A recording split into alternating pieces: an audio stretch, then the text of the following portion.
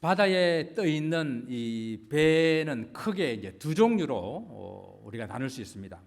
하나는 목적지를 향해서 항해를 하고 있는 배, 또 다른 하나는 표류하고 있는 배라고 나눌 수가 있습니다. 항해를 하는 배는 정확한 그 루트, 길을 따라서 또 정확한 그 정해진 속도를 가지고 계속 앞으로 나아갑니다. 그러나 표류하는 배는 방향도 속도도 정상에서 벗어나 있게 마련입니다. 항구를 떠난 배들이 다 아무런 문제 없이 순항하면 좋겠지만은 항해 도중에 우리는 여러 가지 일들을 만나 가지고 또 사고로 목적지에 도착하지 못하는 그런 경우들이 있다는 것을 우리는 알게 됩니다. 여러분들이 기억하고 있는 이런 사고들은 어떤 것들이 있습니까? 우리 기억 속에는 대부분 기억 속에는 이런 1912년에 북대서양으로 항해를 하다가 짙은 안개로 그 유빙에 부딪혀 가지고 침몰하면서 1514명이라는 사상자를 내게 된 타이타닉호 이름은 잘 기억하시죠? 배 항해 사고하게 되면 이것을 기억할 것입니다. 그 외에도 이제 군 전쟁 중에서 생긴 것들 말고는 1987년에 필리핀 앞바다에서 이 유조선과 충돌한 이 배 도나파저호라는 이 배가 침몰해가지고 4,341명의 승객이 바다에 이렇게 침몰하게 되었습니다. 먼 나라 이야기만 아니라 우리나라에서도 2014년에 세월호가 침몰하여서 304명이라고 하는 그 귀한 생명을 잃게 되는 그런 아픔의 시간들도 우리가 기억하고 있죠. 이와 같이 바다에서 항해하는 배들이 순항해야 목적지에 도달하면 좋겠지만은 여러 가지 사고들을 만나게 된다는 이야기죠. 지난 5년 동안의 선박 사고만 1만 건이 넘는다고 합니다. 이 정도로 많은 사고들이 우리 주위에는 일어나고 있습니다. 우리 인생도 이 거친 바다를 항해하는 그런 배와 같다라고 이렇게 비유할 수가 있습니다. 인생의 항구를 떠난 배도 정말 문제 없이 순항하면 좋겠지만 우리 어찌 인생들이 그렇습니까? 여러 가지 일들을 만나지 않습니까? 거친 파도를 만나기도 하고 짙은 안개를 만나기도 하고 암초를 만나기도 하는 그런 배처럼 우리 성도들의 인생 가운데 여러 가지 일들을 만납니다. 여러분들의 인생은 안전하십니까? 여러분들이 타고 가는 신앙의 이 배는 여러분 안전하십니까? 혹 어디로 가야 할지 모른 채 망망대해에서 포류하고 있지는 않습니까? 오늘 본문의 성경 말씀을 통해 가지고 하나님께서 우리들의 인생의 항해를 통해 가지고 이 포류함에 떠내려가지 않도록 하기 위해서 우리에게 경고하고 있고 권면하고 있는 말씀을 함께 살펴보기를 원합니다. 제가 이제 히브리서 이 첫 말씀을 드릴 때에 히브리서를 쓴 목적에 대해서 말씀드린 것 여러분 기억하십니까? 히브리서는 조금 어려운 성경이에요. 그래서 히브리서를 쓴 목적을 자꾸만 마음에 되새기면서 이 말씀을 같이 봐야만 우리가 이 말씀을 보다 쉽게 잘 이해할 수가 있습니다. 자, 히브리서는 누구에게 쓴 책이라고요? 히브리인들 중에서 크리스찬이 된 사람들, 이제 쉽게 말하면 성도들 중에서 유대인이면서 히브리인이면서 예수를 믿는 사람들, 그 사람들에게 쓴 서신입니다. 그런데 아직까지 이때에 유대인들은 예루살렘에 성전이 있었거든요. 그래서 그 사람들은 성전에서 제사를 지내고 있었어요. 그 중에서 일부 유대인들이 복음을 듣고 예수님을 믿게 된 것입니다. 그들이 드렸던 성전 제사를 버리고 예수님을 믿은 것입니다.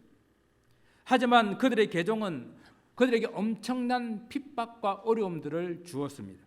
때로 잡혀가서 매를 맞기도 하고 감옥에 갇히기도 하고 심지어는 순교를 당하는 그런 사람들도 생겼습니다. 이런 많은 박해들 때문에 그들은 흔들리고 있는 거예요. 그들은 또 예수 믿는다는 이유로 그들의 사회에서부터 출교를 당하는데 출교라는 것이 그들에게는 상당히 큰 어려움이었습니다.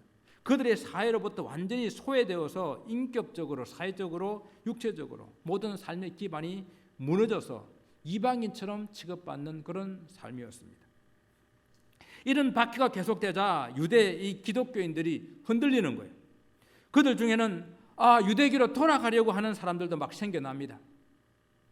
또한 그들 중에는 예수 그리스도의 이 구원의 역사를 의심하는 그런 사람들 생겨납니다. 계속된 박해와 고난이 그들의 신앙에 해이를 느끼게 했다는 이야기죠. 정말 이것이 맞나? 이 길이 맞는지 의심하면서 마치 목적지를 잃어버리고 포효하는 그런 배처럼 되어버린 것입니다. 이러한 배경 속에서 히브리서는 예수님이 누구이신지, 그분이 우리에게 주신 구원이 얼마나 위대한 것인지, 그래서 우리가 왜 예수님을 믿고 살아야 하는지를 다시 한번 설명하기 위해서, 흔들리는 그런 신앙들이 표류하지 않게 하기 위해서 오늘 이 히브리서를 쓰고 있다라는 사실을 기억하시면서 말씀을 함께 보기를 원합니다. 그러면 흔들리지 않는 신앙, 표류하지 않는 신앙이 되기 위해서는 어떻게 해야 된다고 오늘 본문을 말씀하십니까? 우리가 들은 것들을 더욱 유념해라라고 말씀하고 있습니다. 사람들하고 이렇게 대화를 하다 보게 되게 되면요, 남의 말을 주의 깊게 듣지 않는 그런 분들이 있어요. 그런 분들은 꼭 나중에 다른 소리를 해요. 주의 깊게 안 들었기 때문에 그렇습니다. 오늘 보면은 우리가 들은 이것에 더욱 유념해라라고 말씀하십니다. 우리가 들은 것은 무엇일까요? 바로 그는 복음의 말씀입니다. 하나님 말씀을 들을 때에 그 말씀을 유념해서 듣고, 또 주의 깊게 듣고 집중해서 듣고, 또 반드시 그들은 말씀을 마음 가운데에 잘 새겨라라는 이런 말씀이에요. 요즘에는 이렇게 우리 GPS가 있어가지고 어떤 길을 찾아가는데 뭐 어려움이 없습니다. 모르는 길도 그냥 누르고 따라가면 됩니다. 근데 GPS가 없는 옛날에는 어느 길을 찾아가려고 하면은 여러분 사람들한테 이렇게 물어봐야 돼요. 그때 길을 가르쳐 줄 때에 잘 들어야 돼요. 그런데 자기가 안다고 대강대강 하고 듣다고 가다 보게 되면 또 헤매는 거예요. 저 같은 경우는 길을 잘 못 찾아가요. 그렇게 하면 이제 내려서 물어보면 되는데 안 물어보고 끝까지 가다가 이제 막 싸움이 납니다. 그때 물어봤으면 됐잖아. 내가 뉴저지 있을 때에 그 뉴저지 교회는 성도들의 집이 저 숲속에 있어요. 숲속을 들어가다 보게 되면은 그 집이 그 집 같고 그 집이 그 집 같고, 그리고 어떨 때는 그 숲을 빙글빙글 돌 때가 있습니다. 못 찾아가지고 잘 물어보고 그 길을 잘 듣고 이렇게 찾아가야 되는 그런 길인지요. 우리 신앙생활에서도 이 들은 말씀을 유념해서 마음에 잘 간직하지 않으면은 우리 신앙도 이렇게 표류할 수 있다라는 것입니다. 왜 그런지 아십니까? 바로 신앙생활에 있어서 이 말씀은 우리가 어디로 가야 할지 우리를 분명하게 인도하는 길잡이가 되기 때문에 그렇습니다. 한번 듣는 것으로 이것이 되는 것이 아니에요. 말씀을 듣고 또 듣고 계속 들어서 그 말씀을 들은 말씀을 또 마음에 잘 간직하고 또 그 말씀을 묵상하면서 살아야 우리가 바른 길을 갈 수 있다라는 것입니다. 시편의 기자는 말하지 않습니까? 주의 말씀은 내 발의 등이요 내 발의 빛입니다. 우리가 내 발의 등이 되고 빛이 되는 하나님의 말씀을 우리가 등한히 하고 듣지 않고 또 게으리 하고 듣지 않고 들은 것을 잘 마음에 간직하지 않는다면은 우리는 길을 헤맬 수밖에 없다라는 것입니다. 자, 그러면 오늘 이 유대 크리스찬들은 왜 복음의 말씀을 유념하지 않았을까요?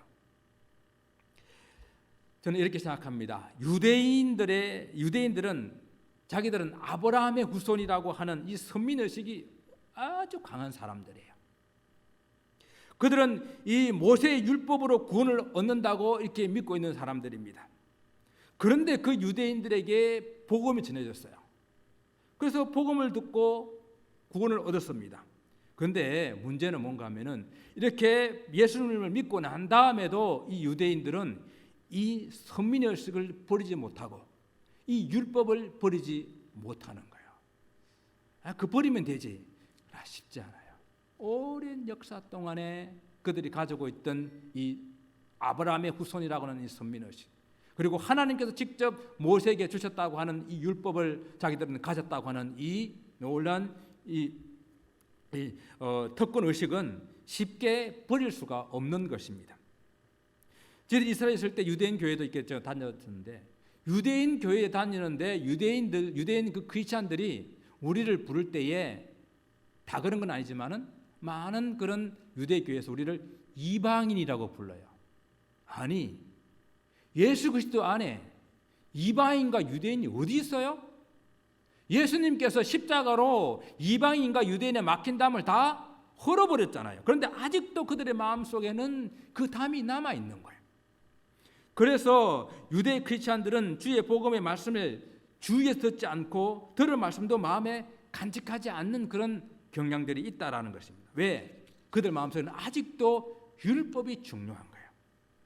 모세가 준 율법인데, 우리 조상들이 유산으로 넘겨준 이 계명들인데 하면서 끝까지 그것을 지키려고 하는 그런 경향들을 가지고 있습니다.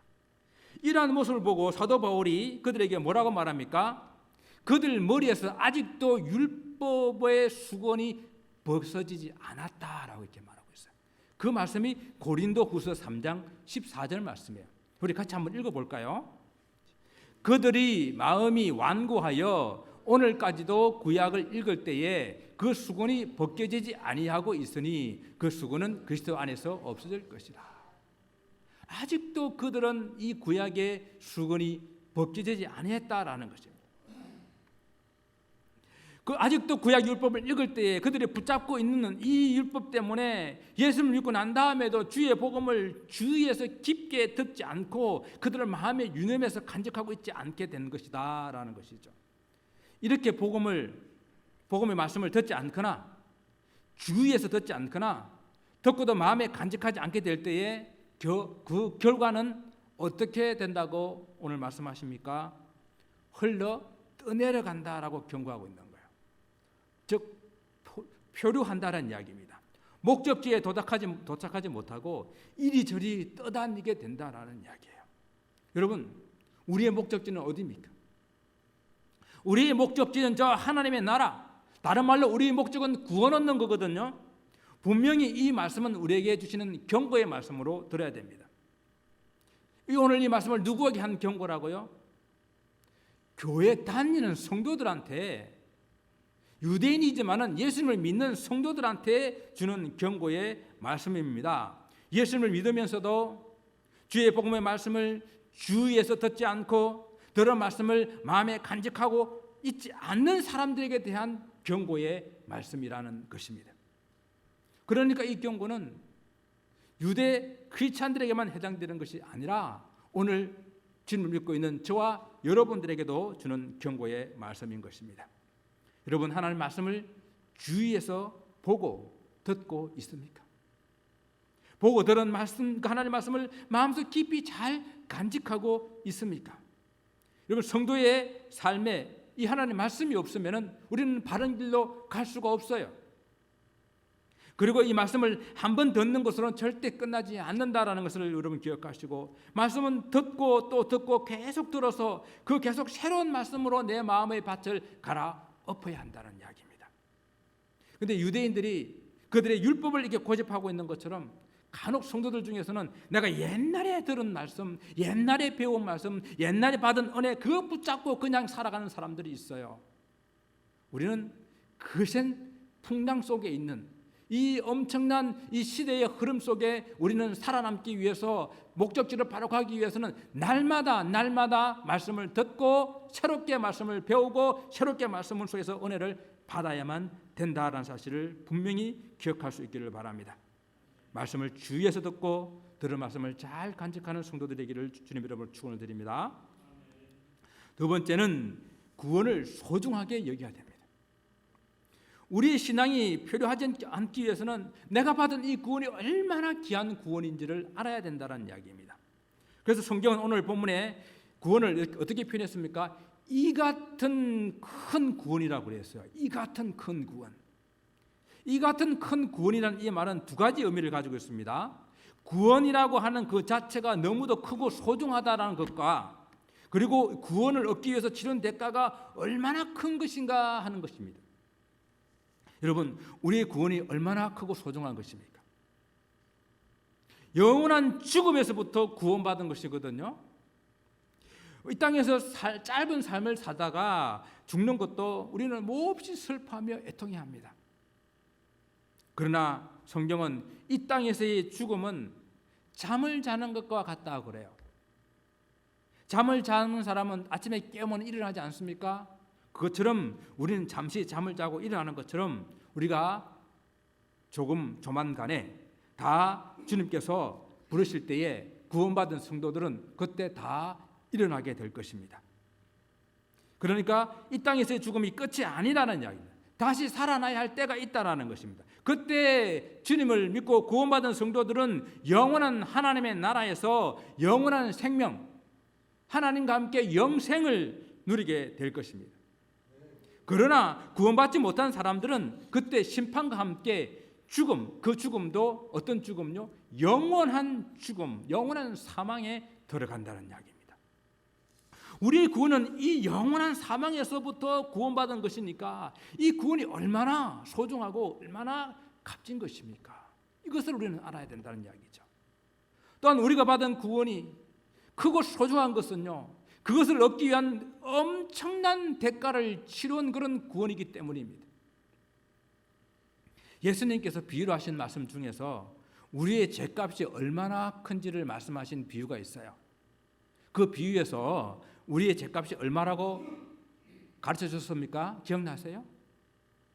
1만 달란트라고 했어요. 1만 달란트. 1만 달란트 하니까 뭐 그 값이 얼마나 되는지 짐작이 잘 안 되잖아요. 그것을 돈으로 환산을 해보게 되게 되면은 우리가 16만 년 동안 한 푼도 안 벌고 한 푼도 안 쓰고 계속 벌어서 모아야만 되는 돈. 그 말을 쉽게 하면 무슨 말입니까? 우린 도저히 갚을 수 없는 돈이라는 이야기예요. 도저히 갚을 수 없는 돈, 그것이 1만 달란트가 가지는 상징성입니다. 그런 우리의 죄값, 그것이 우리가 받아야 할 죄값인데, 그래서 우리 주님께서는 하나님의 아들 독생자 예수 그리스도께서 나를 대신해서 그걸 갚아주시지 않으면 우리는 갚을 능력도 갚을 길이 없다라는 것이에요. 그래서 나와 똑같은 육신을 입고 이 땅에 오셔서 내가 져야 될 그 십자가를 지고 골고다 언덕에서 주님께서 돌아가신 거예요. 하나님의 아들이시니까 적당하게 좀 벌을 받고 적당하게 매를 맞으면은 내 죄값 정도는 치를 수 있지 않을까? 그것도 아니었다라는 거예요. 그 하나님의 아들이 목숨을 내어놓아야만 될 정도로 내 죄값이 너무도 컸다라는 것입니다. 그 죄값을 지불하시고 내가 구원받은 것이니 이 구원이 얼마나 귀한 구원입니까? 그런데 이렇게 큰 구원을 등한히 여긴다고 하면은 어찌 보응을 받지 않겠느냐 질문하십니다. 여기서 등한히 여긴다고 하는 것은 소중히 여기지 않는다라는 이야기입니다. 성도들이 들었던 주의 복음의 말씀을 유념하지 않으면 흘려 떠내려 간다라고 말씀하셨는데, 이제 흘려 떠내려 간다고 하는 것은요, 이렇게 원어적으로 표현할 수가 있습니다. 반지가 그 손가락에서 빠져나가는 것 같이 잃어버리는 것, 그것을 의미한다라고 이렇게 주석을 합니다. 자기 손가락에 있는 그 반지, 그걸 소중하게 여긴다고 한다면은 그것이 빠져나가지 않도록 하지 않겠습니까? 또 언제 빠져나갔는지 우리가 빠지면 금방 알지 않겠습니까? 그런데 그 반지를 소중하게 여기지 않아서 언제 빠져나갔는지도 모르고 어디에 있는지도 모르고 그렇게 살아가는 것을 말합니다. 만약에 그 반지가 있잖아요, 약혼 반지라면, 이스라엘에서 약혼 반지는요, 약혼을 하고 1년 후에 결혼하기 위해서 껴야 되는 그 반지예요. 그 반지라고 한다면은 그 반지를 내가 언제 손에서 빠져나갔는지도 모르고 살아가겠습니까? 혹 실수로 반지가 빠졌다면은 그 반지를 찾기 위해서 집을 썰고 닦고 방에 불을 켜고 썩고 닦고 찾을 때까지 찾지 않겠습니까? 그것이 반지를 소중하게 여기는 삶의 모습이죠. 그런데 손가락에서 반지가 빠져버렸는데도 반지가 없어진 줄도 모르고 있는 바로 그 모습이라는 것입니다. 그는 반지를 소중하게 여기지 않는 것처럼 이렇게 구원을 소중하게 여기지 아니한 삶이었다는 것입니다. 그것이 바로 지금 유대 크리스찬들, 히브리 크리스찬들의 모습이 그렇다라는 거예요. 그들이 받은 구원이 얼마나 소중한지를 깨닫지 못하기 때문에 손가락에서 반지가 빠져나가듯이 그렇게 구원의 감격도 구원받은 것에 대한 소망도 이제는 서서히 시들어져 가고 있는데도 깨닫지 못하는 그런 삶을 살아가고 있었다라는 것입니다. 여러분, 우리가 받은 구원의 감격과 기쁨이요, 어느 하루아침에 갑자기 없어지는 것이 아니에요. 천천히 나도 모르게 슬며시 사라져가고 있다는 사실을 우리는 기억하게 될 때에, 우리가 한 주 말씀을 보지 않고요, 한 주 기도하지 않고 한 주 예배드리지 않으면 괜찮을 것 같은데, 그런 것들이 쌓이다 보게 되면 서서히 내가 언제 구원을 받았는가, 내 구원의 기쁨도 아무렇게 멀어져 가버린다라는 이야기입니다. 여러분, 말씀에 유념하지 않고요, 구원을 소중히 여기지 않아서 신앙의 항해가 지금 표류하고 있는 것 같은 그런 성도들에게 주는 강한 경고의 말씀을 듣기를 원합니다. 오늘 그 말씀은 본문 2절의 말씀입니다. 천사들을 통하여 하신 말씀이 경고하게 되어 모든 범죄함과 순종하지 아니한 자들이 공정한 보응을 받았거든. 무슨 말입니까? 천사들 통하여 하신 말씀, 천사들 통하여 하신 말씀은 무슨 말씀인가 하면은, 이 말씀은 곧 율법이라는 이야기예요. 우리가 출애굽기 19장 20장에서는 하나님께서 모세에게 직접 율법을 주신 걸로 우리가 이해를 하고 있지만은, 그러나 다른 많은 성경들 속에서는 그때에 하나님께서 천사들을 대동하시고 천사를 통해서 모세에게 율법을 주신 걸로 이해를 합니다. 그래서 유대인들은 그렇게 이해를 하고 있어요. 천사들을 통해서 하나님께서 모세에게 율법을 주신 것이라고. 왜냐하면 하나님을 직접 보고 살아남을 인생이 없기 때문에 그렇습니다.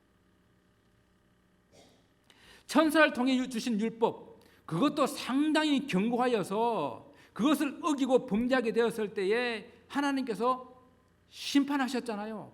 보응하셨잖아요. 이스라엘 역사 가운데에 그들의 조상들은요, 그 율법을 지키지 않아가지고 하나님의 심판받은 것, 유대인이면 다 알고 있어요. 유대인이면 이것을 모르는 사람이 한 사람도 없습니다. 그러니까 그들에게 그렇게 천사들이 든 율법, 그것을 어겨도 보응을 받았는데, 심판을 받았는데, 하물며 하나님의 아들 예수 그리스도를 통하여 주신 이 구원을 소홀히 여길 때 당연히 보응을 받지 않겠느냐, 당연히 심판을 받지 않겠느냐라고 말씀하시는 것입니다. 여러분, 구원은 분명히 하나님의 은혜예요. 값없이 받는 은혜입니다. 그러나 그 구원을 거부하거나 소중히 간직하지 않으면 목적지가 없이 포류하는 인생이 될 수밖에 없다라고 우리에게 경고하고 있습니다. 표류하는 인생은 목적지에 도달할 수가 없고 그 결과 심판을 면할 수가 없다라는 사실입니다. 오늘 이 말씀을 우리는 경고로 받으시고 하나님의 말씀을 더욱더 주의하고 그리고 신중하게 듣고, 그리고 들은 말씀을 내 마음속 깊숙한 곳에 정말 잘 박힌 목과 같이 흔들리지 않는 그런 말씀으로 붙드실 수 있기를 바랍니다. 그리고 내가 받은 이 구원이 얼마나 큰 구원인지 마음속 깊이 깨달아 알기를 주님 이름으로 축원을 드립니다. 여러분이 받은 구원이 얼마나 크고 소중하게 여러분들은 생각하고 살고 계십니까? 내가 받은 구원이 너무 크고 소중하여서 자랑하지 않고는 못 배기는 그런 심정으로 여러분 살아가십니까? 하나님 구원을 받은 것이 부끄러움으로 구원을 감추고 살아가십니까?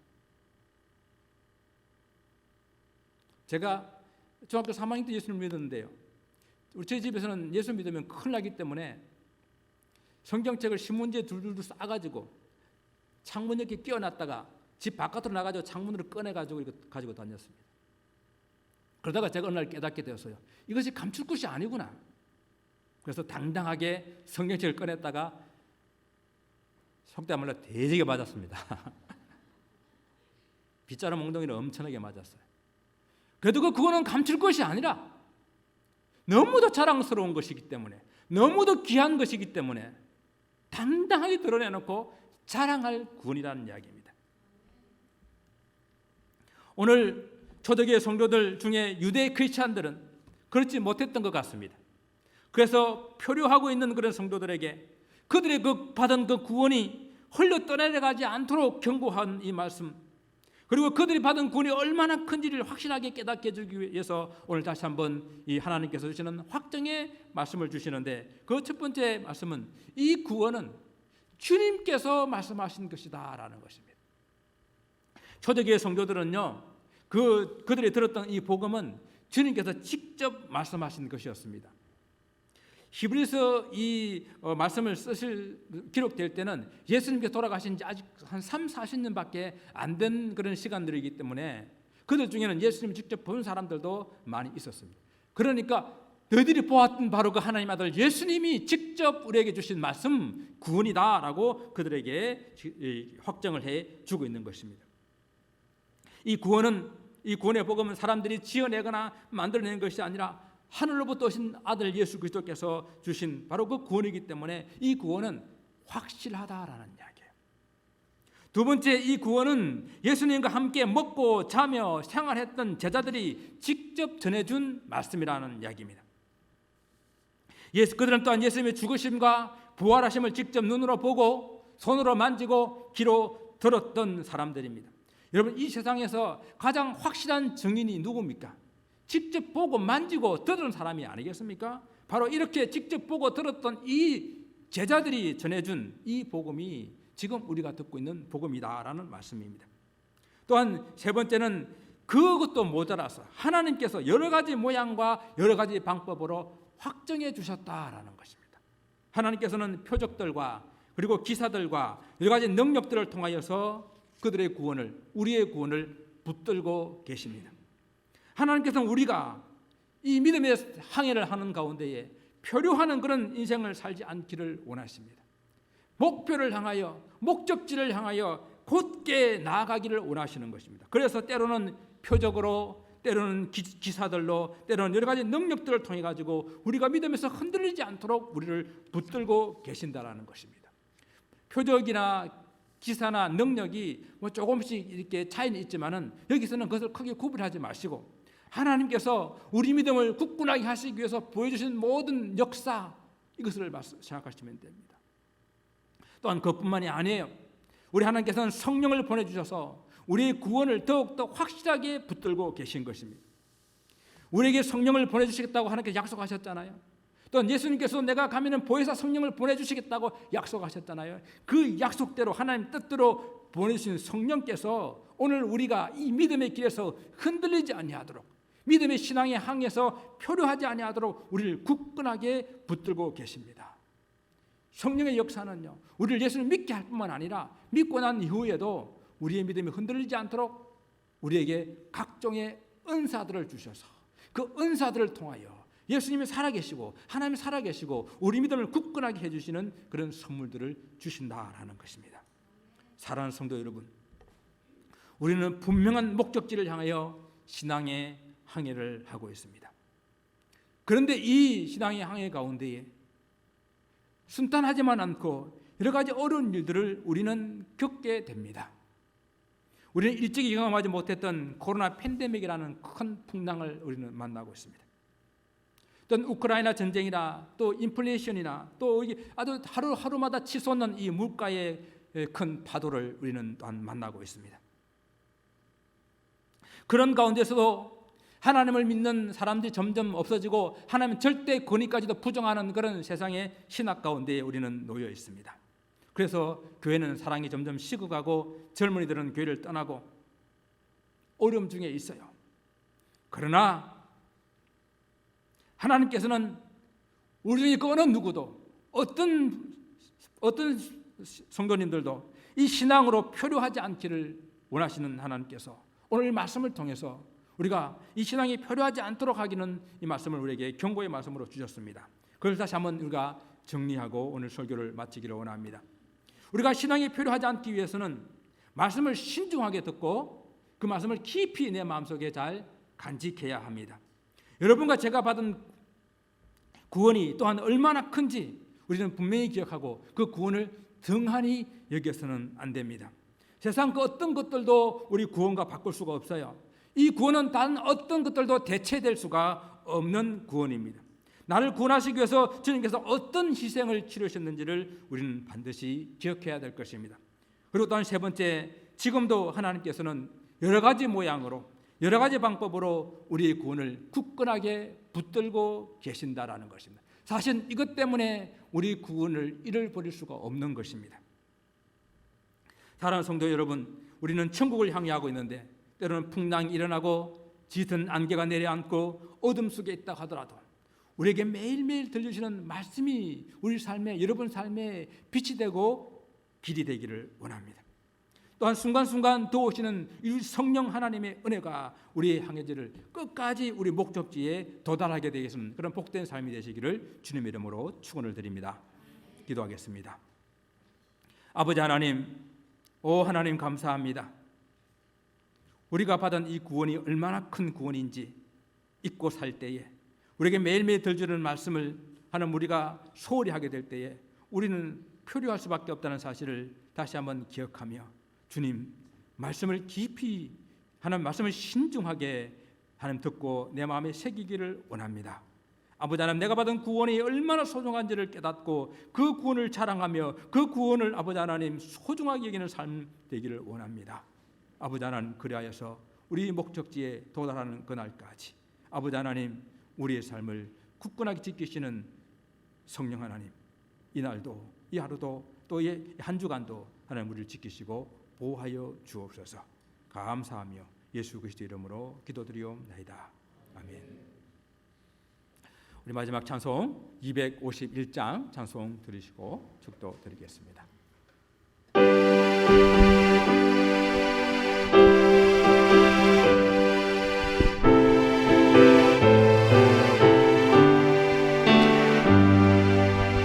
놀랍다 주님의 그 은혜, 우리의 죄를 속하시려 갈보리 십자가 위에서 온 양 보혈을 흘렸네. 주의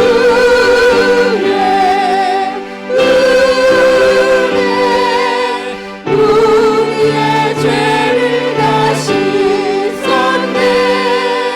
주의 은혜, 우리의 죄를 다 씻었네.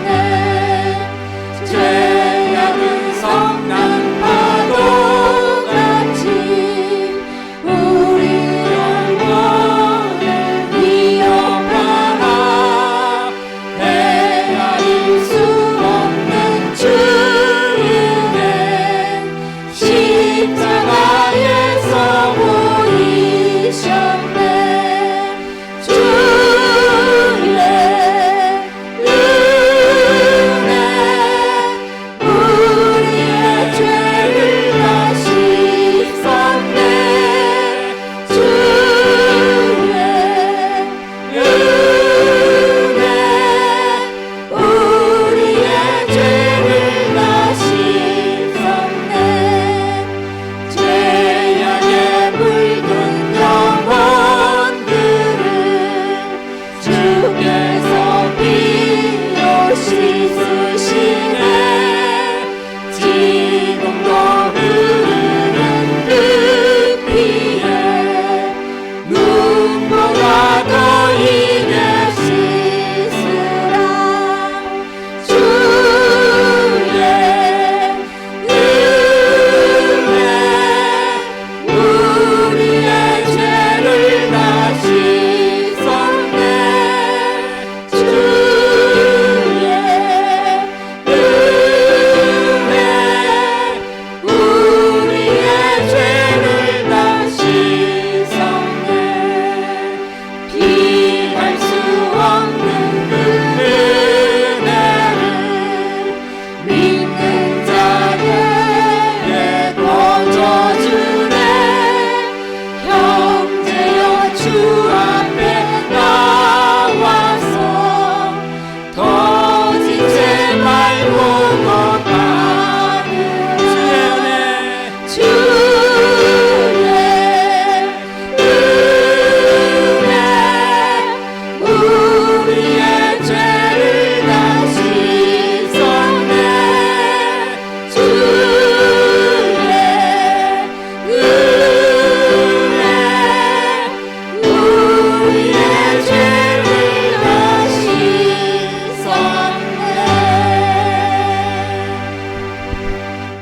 죄송합니다. 우리 권중일 집사님하고 이선희 권사님 오셨는데 저희가 오늘 오시겠다고 말씀하셨는데 예배 시간을 한번 다시 한 번 더 이렇게 정확하게 알려드려야 되셨는데 시간을 이렇게 11시로 알고 오셨군요. 이제 우리 집사님 수술하시고 난 후에 많이 힘드셨는데 지금 이렇게 다시 뵙게 돼서 너무도 반갑고 너무도 감사하고 우리 하나님께 영광을 돌립니다. 감사합니다. 온라인으로 다시 한번 설교 들으시고요. 그리고 건강하시기 바랍니다. 우리 한번 기도하고 축도를 하겠습니다. 아버지 하나님, 정말 이 시간 하나님께 감사를 드립니다. 우리 권중일 집사님 정말 하나님을 붙들며 십자가를 붙들며 아버지 하나님 어려운 시간들을 이겨낼 수 있도록 하나님 붙들어 주심을 감사드립니다. 주님께서 우리 사랑하는 집사님의 힘이 되시고 능력이 되시고 구원이 되셔서 하나님 저 인생의 항해 가운데 어떤 어려움이 있더라도 주님 십자가 놓지 않고 끝까지 하나님 항해를 완료할 수 있는 우리 집사님들뿐만 아니라 다시 건강을 회복하여서 집사님 좋아하는 찬양으로 하나님께 영광 돌릴 수 있는 복된 삶이 될 수 있도록 하나님 도우시고 우리 아버지 이순지 검사님 아버지 하나님 전심으로 하나님 간호하며 하나님 기도하며 하나님 오랜 시간들을 지나왔는데 이 기쁨을 또한 주시니 감사합니다. 아버지 하나님 주님께서 붙잡아 주옵시고 아버지 하나님께서 더욱더 힘을 주시옵시며 더욱더 은혜를 다하여 주셔서 하나님 구원의 영광 속에 함께 갈 수 있는 복된 삶이 될 수 있도록 하나님 도와주시고 인도하여 주시옵소서.